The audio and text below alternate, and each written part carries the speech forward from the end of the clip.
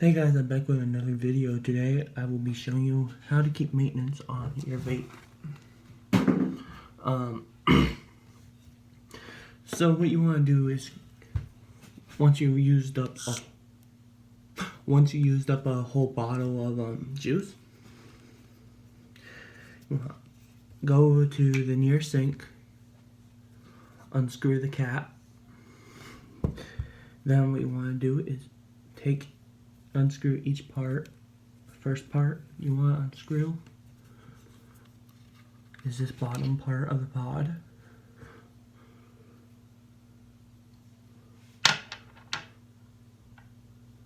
And the coil you want to take out.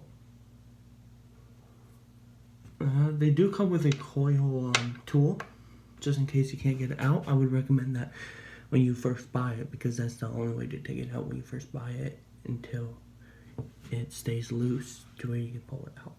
Then you want to take off this piece, which is the mouthpiece, and then you want to unscrew this top piece, which is where the mouthpiece connects. And then you take off the spinny thing that controls the air duct. And then you just have this. You want to turn on water. You want to turn on water, then you want to wash this out.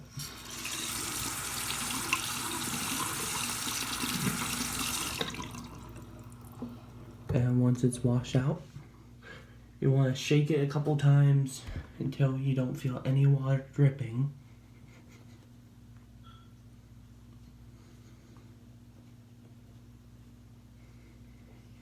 Till you feel no water dripping.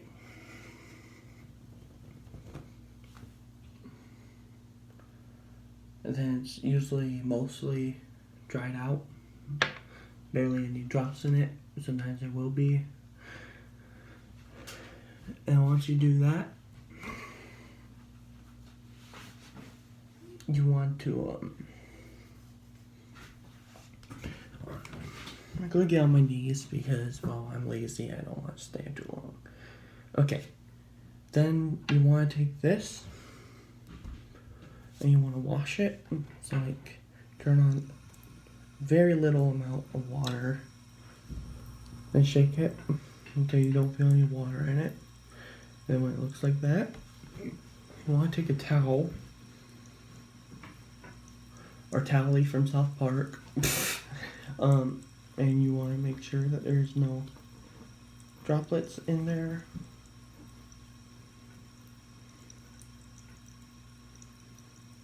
And like dab it. Then you take the spinny part, air duct, just wash it gently under the faucet. And then you can wrap it around in a towel and dry it.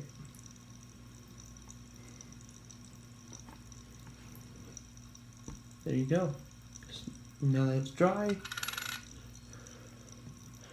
you got this part. And if you've been using it, you'll see that it has all this dry stuff on it. That's dead skin from your lip. And it's hard to remove. It's like a paste. So you gotta use the towel, the rough bit of it, and bring it around it. Trust me, it won't scratch. And you go doing that. Wet it more if you need to until there's no more of that dead lip skin on it.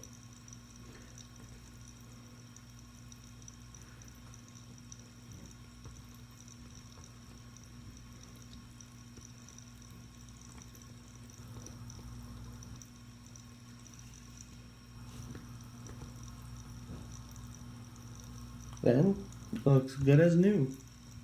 Still rainbow and shiny.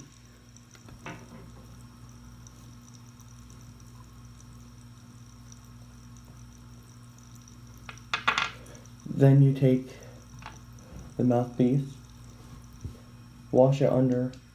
The most important things to wash is washing out the tank and the mouthpiece and that part, and the spinny do isn't really something you need to keep maintenance on, but I do because, well, I want to keep full maintenance on it. And then you do want to wash air, because that's where all the flavor is, and if you're changing flavors, which most likely you are, because I don't keep maintenance on my vape until I'm out of a juice bottle. Alright. Everything's washed. The coil you just want to dry out, because that's another important thing to keep dry, because, well, most of the flavor goes into the cotton. And you want to be gentle with the coil. Coils can get fucked up easily. A lot of people say keep different coils if you want to switch flavors, so you don't have a chance of a flavor missing, but I never had that problem yet, so.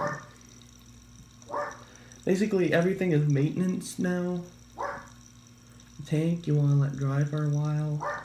I luckily didn't have to dry it too much, and I think mine is good to go for the flavor. But before you put the flavor in, you don't want it spilling out.